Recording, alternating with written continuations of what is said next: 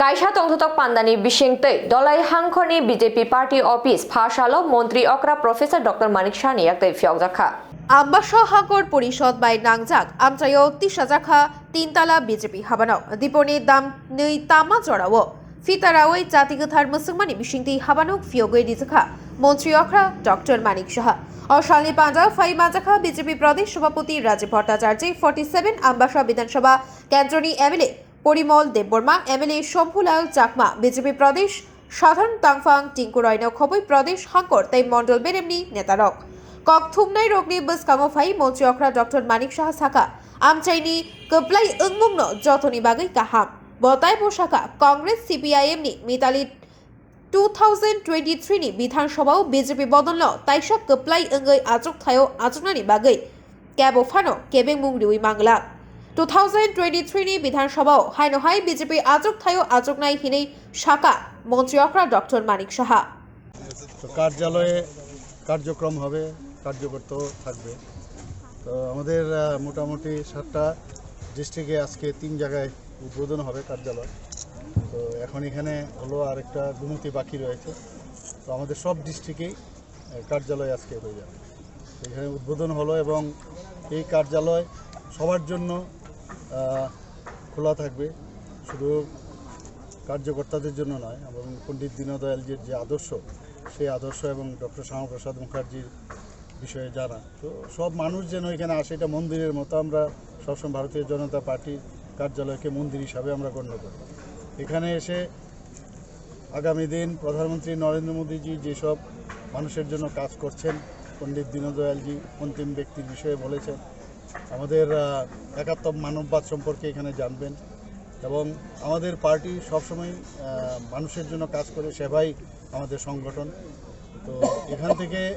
আগামী দিন একটা নতুন দিশা এই ডিস্ট্রিক্ট থেকে এই কার্যালয় থেকে আমরা আমাদের পার্টি দেখাবে এবং আমাদের বর্তমানে যিনি সর্বভারতীয় সভাপতি জেপি নাড্ডাজি গতকালও এখানে এসেছিলেন তো যেভাবে মানুষ ওনাকে দেখার জন্য উপচে পড়া ভিড় ছিল তার আগেও আমাদের যশস্বী প্রধানমন্ত্রী যে এখানে এসেছিলেন সেখানেও আপনারা দেখেছেন উপচে পড়া ভিড় ত্রিপুরার ইতিহাসে এই ধরনের ভিড় আগে আমরা দেখিনি মানুষ ওনাকে শুনতে চেয়েছিল উনি কি মার্গদর্শন দেন তাছাড়া আমাদের আরেকজন আমাদের গার্জিয়ান অমিত শাহজি আমাদের গৃহমন্ত্রী ভারত সরকারের উনিও যখন এলেন দু জায়গার থেকে আমরা যে বিশ্বাস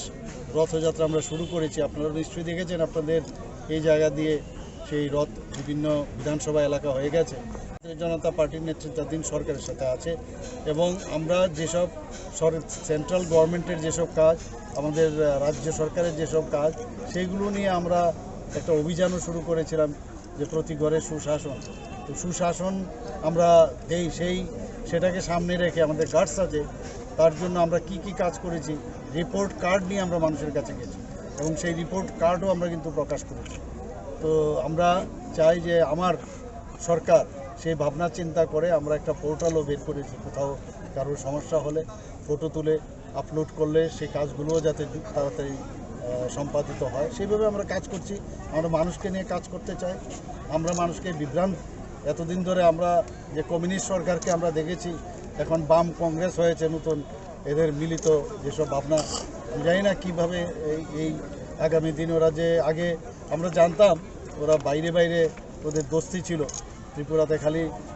কুস্তি দিল্লিতে এখন দুই জায়গায় ওদের দোস্তি তো এই দোস্তির এগেনস্টে মানুষ সব সচেতন মানুষ ওদের সাথে নেই এই কারণেই আবার সেই দোস্তি ওরা করেছে আমি ওদেরকে প্রশ্ন করতে চাই যারা নতুনভাবে কংগ্রেসের যারা নেতা এতদিন ধরে রাজ করেছিল এখানে ওদের কাছে আমি প্রশ্ন করতে চাই আপনারা কিভাবে মানুষের কাছে ওইসব বাড়ির কাছে আপনারা জবাব দেবেন যখন আপনারা বিরোধী দলে ছিলেন আপনাদের যারা কার্যকর্তা তাদের বাড়িতে অগ্নিসংযোগ থেকে আরম্ভ করে লুটপাট থেকে আরম্ভ করে মেয়েদের মহিলাদের ইজ্জত লুট করা এবং খুন সন্ত্রাস তাদের ওই বাড়ির কাছে আপনাদের কি জবাব দেবে যারা করেছে তাদের সাথে আজকে হাত মিলিয়েছেন এটা কীরকম অবস্থা এর আগেও আপনারা কিছু লোক আছে যারা বিজেপিতে তাদের স্বার্থের কারণে বিজেপিতে যোগদান করেছিল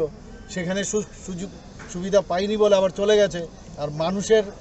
নাম দিয়ে ওরা সেখানে আবার আরেক জায়গায় গেছে তৃণমূলের সাথেও একটা অলিখিত আমরা যখন লোকাল বডির ইলেকশন ছিল সেখানেও ওদের কার্যকলাপ আমরা আম্বাসা নিউজ শেখর দেববর্মানী ককথুম ব্যুরো রিপোর্ট খুম্পুই।